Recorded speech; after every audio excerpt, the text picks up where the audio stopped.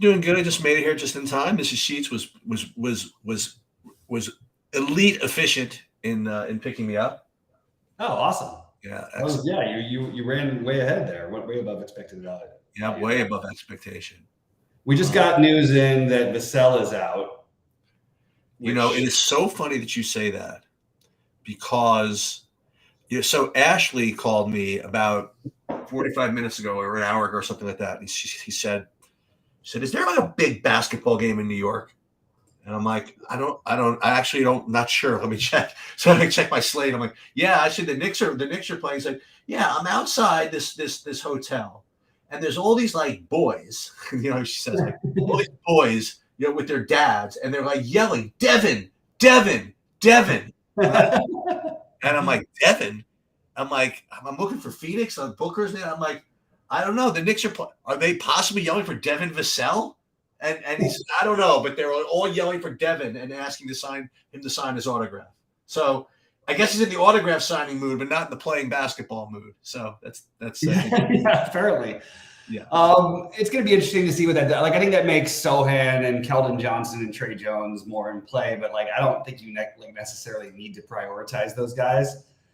It might make some sense to, because I'm guessing, like me, most of you guys are going to be playing Jalen Brunson in a lot of lineups today. It's really hard for me to argue with the fade outside of the blowout. So that's kind of a big thing there. Well, kind of not a big thing. It's kind of a thing if you wanted to get exposure to that game, which other than Brunson and maybe some Quickly, I don't think you need to. But it's, it does make Keldon Johnson somewhat appealing. I was just so proud of myself that I thought I was caught up. I didn't even realize that Devin Vassell. I was so proud of It myself. literally just happened. I was so proud of myself that I knew Embiid was out. I was so excited. I'm like, oh my God, we can talk about this. Embiid is out. I updated projections, and I got like Paul Reed to talk about, and all this stuff, and now I got to deal with another update. Okay, that's all right. Just but that's it. I'm telling NBA no more updates. That's it. I'm telling them nobody else will be rolled out past 6:05. Seriously, but the fact is, we're probably going to have more that we don't even know about yet. The one that no one's mentioning, well, I guess they're mentioning it, but I mean, I actually think Giannis, they're expecting him to play right now. If he doesn't, the whole slate just goes up in flames. Like, you get all the value you want. You could do whatever. You could run a million of these different scenarios, but I actually think that, it's not like he's even like questionable. It's just a weird back-to-back after scoring 50, whatever. But Giannis is also a really competitive guy, and with everything that everybody else is doing, I feel like he's sort of trying to keep his mark on the MVP as well. I mean, he's been unbelievable, and it's sort of been overshadowed. He's put up, he has 81 fantasy points in 3 games or more in 3 games in a row. Hard not to say Giannis is a great play, but I did make a list of all the sort of the priorities of the slate sheets, if you don't mind if I run through those. Go for it. So, and again, these are not all, this is no order at all. First of all, the 4.4 to 4.8 forwards on DraftKings. All of these guys stand out to me as being really, really solid plays. You have Vassell, Jaden McDaniels, Harrison Barnes is fine. Trey Murphy's a good play, I think. Najee Marshall at guard, Malik Monk at 4,600, Jabari Smith at 4,800. There's just Sohan at 4,800, especially now. So all of those guys are just really, really solid plays all around. I'm sort of leaning with the New Orleans side of things. I want to try and get some pieces of New Orleans today. But other than individuals, LeVert, I think LeVert's a really good play tonight. I don't think he goes 2 for 13 and has an 18% usage again, because I don't expect Donovan Mitchell to score 7 points again. I do think Donovan Mitchell's in play, but I like LeVert a lot today. CJ McCollum or one of the and one of the other New Orleans pieces. I think that my favorite would be Trey Murphy. I also think you want to mix in, if you're playing a bunch of lineups, some Joe Val. Hernan Gomez and Jackson Hayes, it feels like you're playing like roulette a little bit. And Joe Val, you could even make that argument with too, but they all could easily smash here. I think you want to try to get 1 or 2 Magic in your lineup with the guys they're missing. My favorites, Cole Anthony is the best projection one. I'm Bamba off the bench. I'm just open to. I'm not going to play him at any ownership at all. If there's any ownership on him, I'll jump right off because it's not like Wendell Carter's back. It's not like they need to play big against OKC and play their double center lineups. They still might choose to. I don't think so. Caleb Houston is starting, which is kind of weird. But I like the idea of getting the Magic with Banchero, Wendell Carter, then Cole Anthony in as my preferences. Steven Adams, Jaden McDaniels. I said LeVert, but I think you could play Mitchell also. I think it's LeVert or Mitchell. Isaiah Stewart or Jalen Duran from Detroit. From Philly, I think you want to get one of the guards, whether they're gonna let Maxey free apparently tonight. So either Maxey, Melton, or Harden, with Harden being the priority. And then you get into the what are we going to do with the center thing. We need the starting lineup to decide that. What I would say is I'd feel better if Paul Reed starts playing him than I would Harrell, but I will definitely play some Harrell if he starts. And I probably will throw some Harrell in even if he doesn't start. But most likely it's going to be Paul Reed if he starts. So that's sort of my quick rundown of the guys I'm playing. And then Giannis. And then there's a lot of other guys I'm playing, but they're part of little stacks with that. I think Jalen Williams again for OKC, even on the back-to-back, and it's always weird with OKC. He's actually been really good even with Shea there, so I feel okay about using him at 5K. He goes in that 4,400. I should have said 4,400 to 5K because he's in there too. Guys like John Collins, Sabonis, less attractive on a back-to-back, but I do like him. But those are my main plays, the guys I went through right there, and I'm just sort of building out lineups with those guys in mind. Steven Adams being one of the easiest, most obvious plays on the slate will be in like 60 or 70% of my lineups on DraftKings. Well, let me ask you this: is he going to be in 60 to 70% of your lineups on DraftKings if Paul Reed is starting at 3K? Probably still. Okay. It's up in the air. That's a good question. I'm not sure that they do start Paul Reed. By the way, I'm just saying, Yeah, I'm sort of struggling with that one, I guess, to answer the question.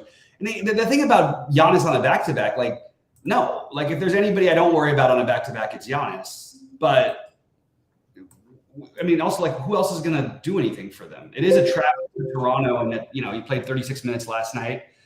They have sat him on a number of back-to-backs this year. So it is a little bit hard to, maybe a little bit harder to that was sort of what I looked through. I didn't see any, I'm trying to think if he's played any back-to-back this season. He played one against Atlanta. He put up 64 in that one, but that was with Holiday there. In a game I think they won really easily. So is that really his only back-to-back that he's played this year? I mean, what are we worried about? That they're going to get blown out? That might be a worry. But do we worry that what's Giannis going to put up here? What's a bad game for him these days? 65 in this match? I honestly think what is his floor if the game is close? It's probably somewhere in the 65 to 70 range if the game is close. How else does it stay close?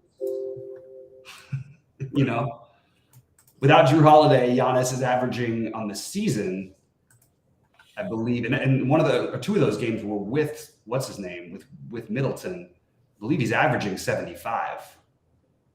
So if you can find the value, I think that Giannis is a tremendous play. If he gets rested, it doesn't matter anyway, because then you're blowing up every lineup, and every single thing is that value from you're playing at least three guys probably from Milwaukee if he's out. So you're just kind of speculating that he might sit. It's just a speculation because he's only played the one back-to-back this season. But if he plays, I have nothing. I have no reason not to play him. Yeah, so let me talk about a couple of guys. Now, again, these are the guys that I was looking at before Embiid was ruled out. Which obviously made Harden a much better play, which obviously made the other centers a much better play. But in addition to the guys that you mentioned, and Brunson obviously was very, very strong. I did like McCollum. You mentioned him. I also, alongside McCollum at a little lower ownership, I did like Jordan Poole. Mm-hmm. I like Banchero from Orlando. You mentioned him a little bit. Mm-hmm. And as far as the mid-rangers, that's kind of what I liked. The Poole, McCollum, Banchero, Brunson, that takes care of that business. As far as the spend-ups go, if you wanted to do that, at the time, thought it was you could do, it was either Embiid, Giannis, or Sabonis. Now with Embiid out, it's the exact, now it's Giannis, Harden, and Sabonis. But now I have Giannis and Harden just a little bit, much higher than Sabonis. But but the Sabonis at what could now be like 2% ownership in the late game is might be attracting me a little bit. But that's where I was earlier. Now, as far as the point per dollar plays, you mentioned most of them. I wanted to bring up. I mean, remember with LeBron out, we gotta talk about this a little bit more. Schroeder at 4,900, I thought looked pretty good. Austin Reeves at 4,300 looked pretty good. I think aside from that, I think you handle most of the of the spend downs.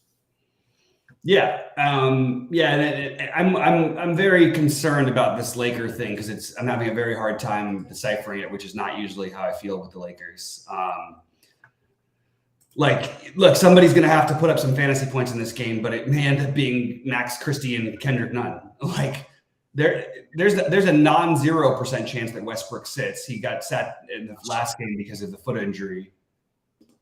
Which is why he only played 11 minutes. I also, for what it's worth, have a lot of Westbrook in my smaller, large field, smaller buy-in tournaments.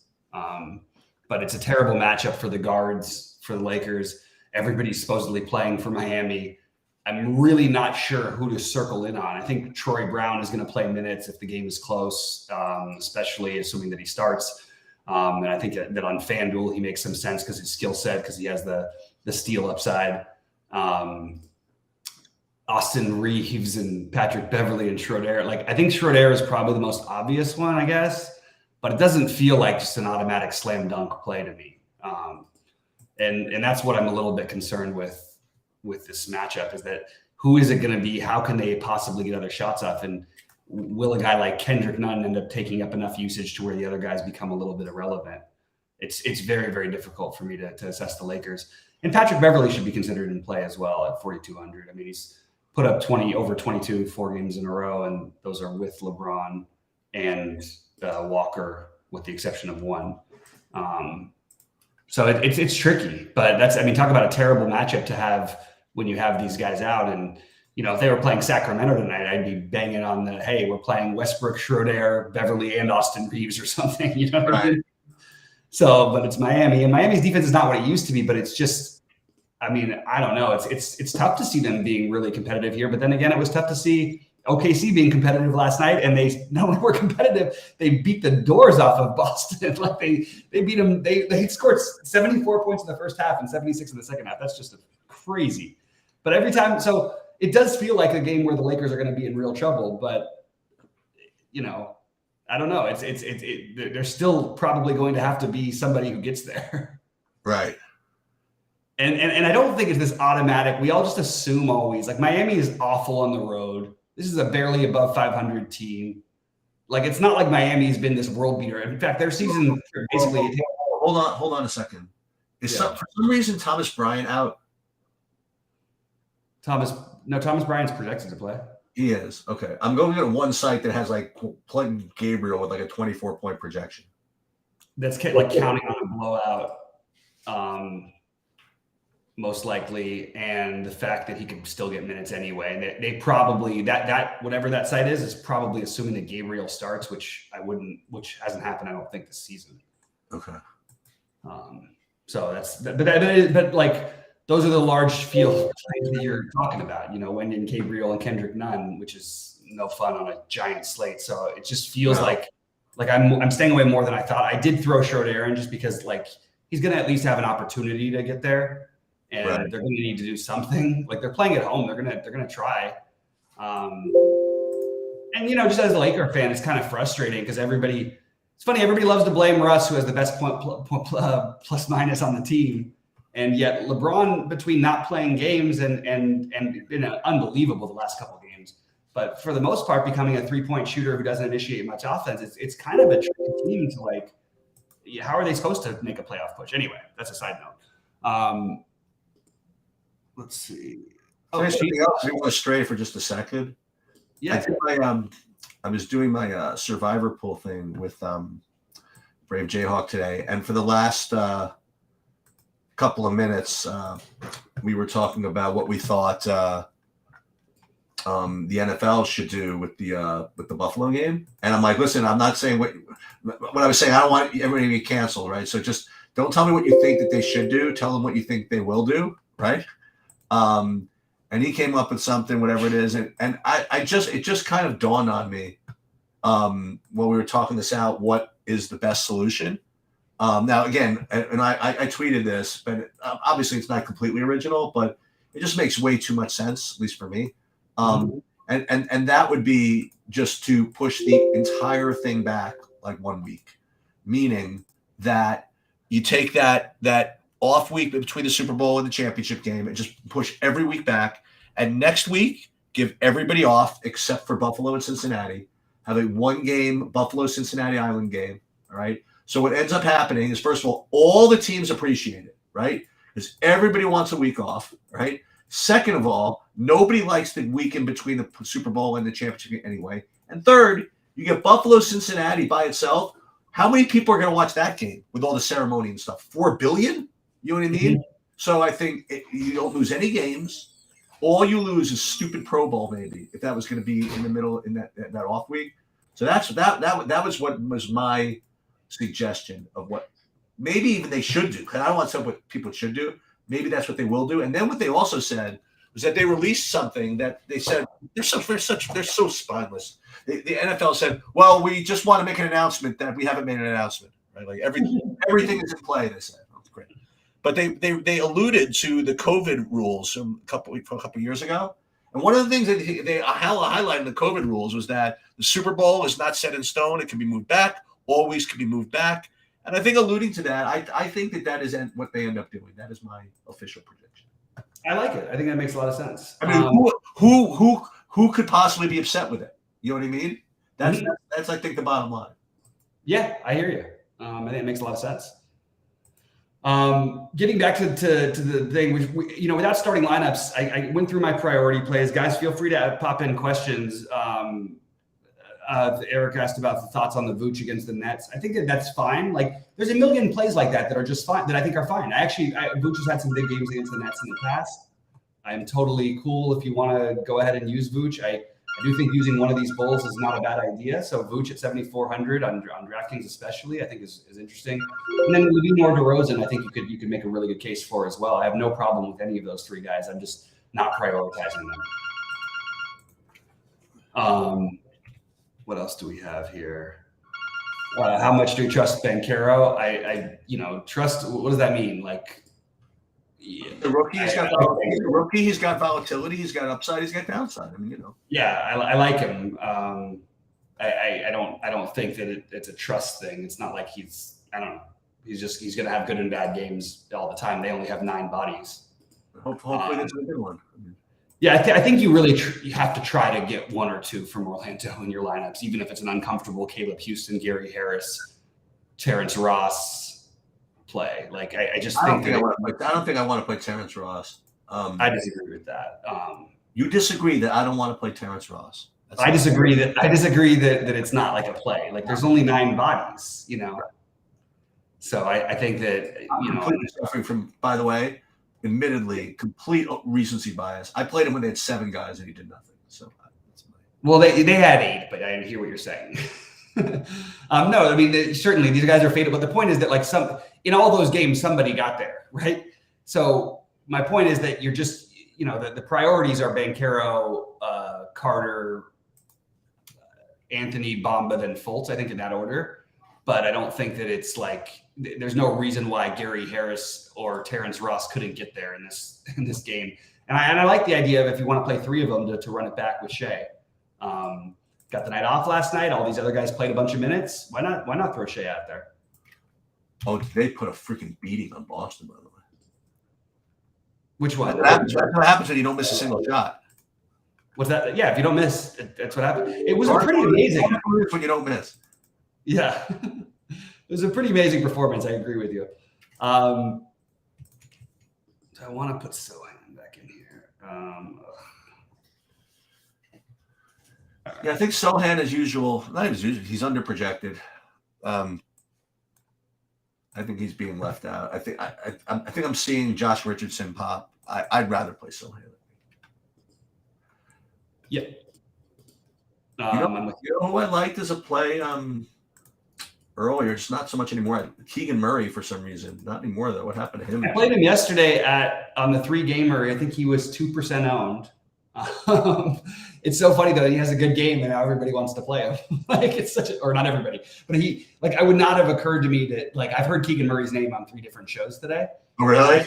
I was shocked. I mean, I don't think anybody's actually really going to play him, but I was shocked because we had a 3-game slate yesterday and not one person mentioned right. the whole thing. So that was just kind of funny, I thought. Let me see I just want to see the discrepancy in the. It doesn't matter if he sucks, guys. You're missing the point. They have 9 bodies. So if you don't like him, you better love the other Magic. That actually makes it really easy for you. If you think Terrence Ross isn't going to play minutes or not do anything, then you get to play the other Magic with supreme confidence because it's almost impossible with a 9-man thing in a great matchup that at least 2 of those guys aren't going to get there, and one of them in a major way probably. So this slate is probably going to, at least my approach to it is obviously going to hinge to some degree on what happens with the Philly starting lineup. Yes, absolutely. I don't even know what it's going to do for me. Harrell or neither of those guys need to start. I mean, they probably. That's what I'm saying. Yeah, I mean, you're going up against. So they are starting Jalen Williams for the Thunder tonight, the young Jalen Williams, which, by the way, is probably something we should think about. Everybody complained about him because in 24 minutes, he only had 15 fantasy points the first time when he was chalky. He put up 25 in 16 minutes last night. And if he's starting, I think you can possibly see that uptick to closer to 20 to 22. But I don't think it's an incredible play. I mean, it's just how much different is it than Paul Reed? What do you think of what's his name of Josh Richardson tonight? I didn't think of him, but I guess I should now because of the announcement. I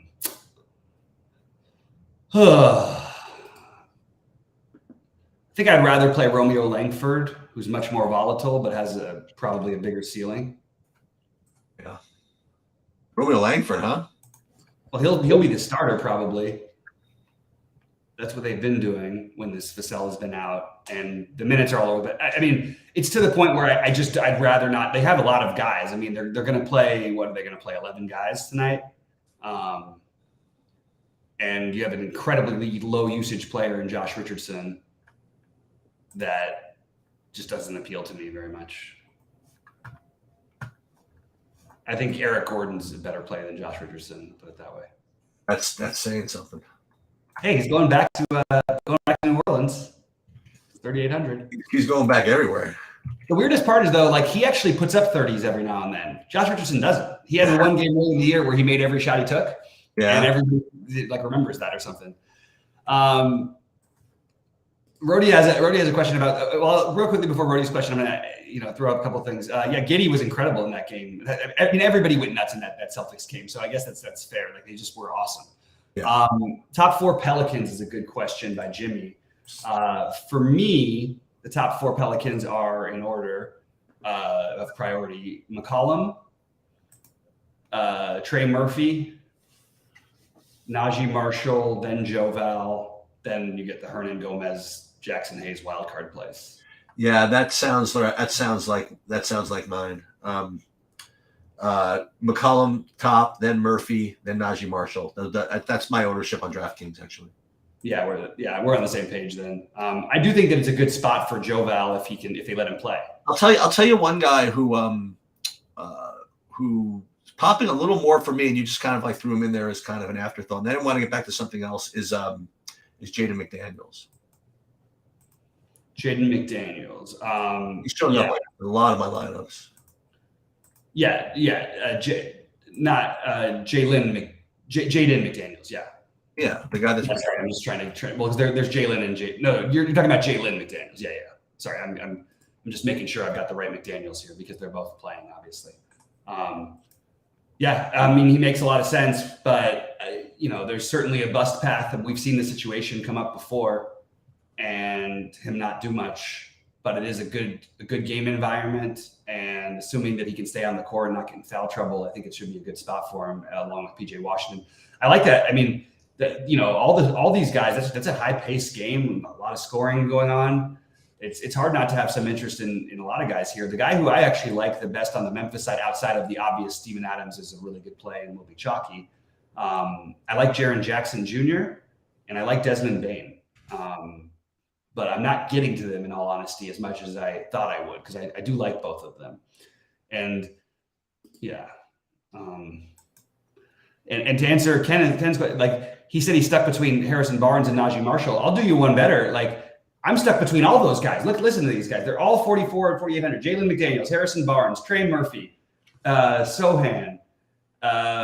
Then you get the Jabari Smith, and then you get to DeAndre Hunter, Najee Marshall, Isaiah Stewart. These guys are all 4,800.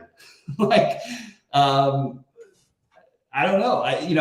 They're all really good plays, and I think that of all of them, Najee Marshall is probably the worst play. Just to be honest, because he's not a high usage guy. Trey Murphy can shoot himself into like 40 or 50. Like, he can really get hot. Harrison Barnes is pretty steady. Najee Marshall doesn't have to get there tonight. There are routes for him not to. There are routes for Jabari Smith not to get there, obviously. Certainly routes for Isaiah Stewart. And there are definitely routes for Murphy, but Murphy actually gives you the upside where I'm okay with dealing with a little bit of the variance. And I just think he's a better play than the other guys are. So yeah. So a couple of, I guess, announcements. I mean, I could wait till tomorrow for the announcements, but so I am going to be away. Well, yeah, for a few days from Friday through Tuesday night. As usual, I will do my best to deal with the projections and all that stuff, but bear with me. And also, I think hopefully Bobby and I are you going to be available to do like a football preview tomorrow? Yeah, of course. Yeah, that's going to be week 18 is always its own. It's going to be a lot of guesstimating and weird stuff to figure out until Sunday. Yeah. And then again, just bear with me as far as all that goes. Yep, absolutely. To answer Rhodey's question, and Sheets, maybe you have a better idea on this. I'm having trouble. Like, I think Sacramento and Atlanta seems like a good game stack, but there's nobody in the game to play. I mean, was that right? Who do you play? But so that's what I'm doing with some of my lineups is I am getting to the Orlando guys and a lot of my, on the earlier game side of things, I'm getting to the New Orleans guys, but I'm trying to hold out for some of the Atlanta, Sacramento. So playing a thinnish feeling Sabonis on a back-to-back, De'Aaron Fox, who went nuts in the fourth quarter last night, just play around these days.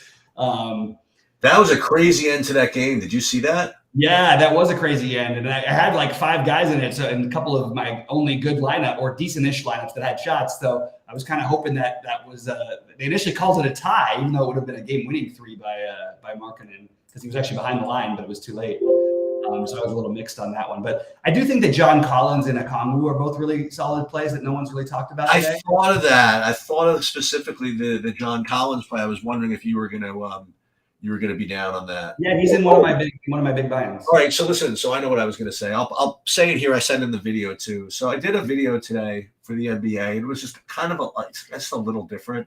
It didn't go game by game. I combined just kind of looking at the whole slate with also just how to build lineups using our tools and then using Sabersim and stuff. I put it in the Discord. I mean, try to give a little feedback to us, if you wouldn't mind, of what kind of things that you, not so much you like, I guess, but things you learn from the most, whether you like the game by game stuff, whether you like the top down stuff, whether you like the lineup builds. And I know look, it's a loaded question, right? Because the answer is always, I'd like a little of everything. You know what I mean? Obviously we try to do that. I just always, right from the beginning of this project, I was saying to Bobby, I just don't want to just do the same stuff everybody does, especially if it's just stupid, So everybody just, try give a little feedback if you wouldn't mind on on that video that I did today, and just overall, like how you as consumers, consumers in the literal sense, like would like to absorb information, for the purposes of learning and getting better, for all the sports, Yeah, no, I think that's a good idea. Please hit us up with it. Any thoughts you have. What's not going to happen is we're not going to do a ranking top players from each position at early in the morning every day, because it's just pointless by the time the slate goes. You're talking about different game flows and situations and stuff. I just don't think there's a way to have all your point guards ready. It's supposed to be a first look, so we want to do all the things to help make people better, but not like, here's my top 3 point guards, here's my top 3 shooting No, guards. that was my point. My point is that what I did was, okay, this is the way you would use this information if the slate locked in a half hour, which it doesn't, right? So I was showing them how to go through and how to find good plays and how to combine them and stuff like that. And I said to them, I'm like, listen, I guarantee you this is not going to be remotely relevant in 4 hours, but at least it's a good exercise, whatever. So hopefully that I was kind of happy that the slate jumped on its head, you know what I mean, to prove my point. And hopefully we just keep teaching people, and hopefully they just keep learning. Mm-hmm. Yep. Phillies lineup, they did insert Tyrese Maxey and Tobias Harris. We knew would be starting, but they are not starting either Reed nor Harrell. Lovely. Which is exactly what I thought would happen. I thought could happen, I should say. And by the way, that is a nerve-wracking click now. Like, if Harrell was starting, Reed wouldn't be such a nerve-wracking click. With Harrell not starting, and Reed is an uncomfortable click, because all 5 of those starters for Philadelphia could play 40 minutes. Like, that's completely on the table. What the hell do you do with Paul Reed now, right? I mean, you don't really play much of him. I think that's the answer. I think you use him for some tournaments, and I think that's what I've got. I don't see him as being like a priority, but there's definitely a path for him. They get up and whatever he gets, whatever he could get. We don't even know he's going to get in the game, right, for more than a couple minutes. But it is. What's weird about the Paul Reed thing? It is kind of weird. No, they're going to have to go big at some point. Who are they? Some legitimate bigs on the other side. So I don't know. Maybe I should think a little bit more about going a little higher on Paul Reed. Your projection is much higher on them. Well, I got to change it now. I mean, without him starting, I never saw him projected to start anywhere, but I did see Harrell projected to start. I guess you do need to play big. I shouldn't have said that. But Tucker can easily match up with. Actually, Tucker's a better matchup with Miles Turner because he shoots 3. So does Jalen Smith. So it's a I would say a high risk play that could be very, very fruitful. It's just a matter of where we think he ends up getting owned, I think, is the big question now. I'm gonna have to go back and change the lineups though on FanDuel, because I was using the value over there. And it's a little bit of a shame for Maxey and for Harden that they're both. Wait, so Maxey is starting? Yeah. Okay. I mean, he's the normal starting guard, but they just have been bringing him back slowly. Oh, so you were hoping that you could get him on the second unit? Just to at least get a couple of the non both Harden and Melton minutes. You know what I mean, and Harris even for that matter. Right. And I want to go back to Rhodey's question, about which games. I still I think the Orlando game makes the most sense, but really I only like Shea and kind of Jalen Williams, both Jalen Williams a little bit on the other side. But I think the Orlando, just because of how many bodies they have, is interesting. I think you can make an argument for Memphis, Charlotte, for Sacramento, Atlanta. But again, who are you trying to play in a lot of these games? And even Golden State, Detroit. It's just hard to know which guys we even want.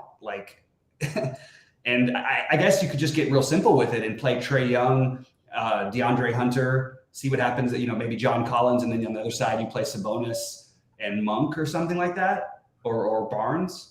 I think that's reasonable. Right. I wouldn't be surprised if Kevin Huerter doesn't play tonight. He's banged up, and it's the back-to-back, so that there is some possibility we're going to hear some late news after these earlier games get going.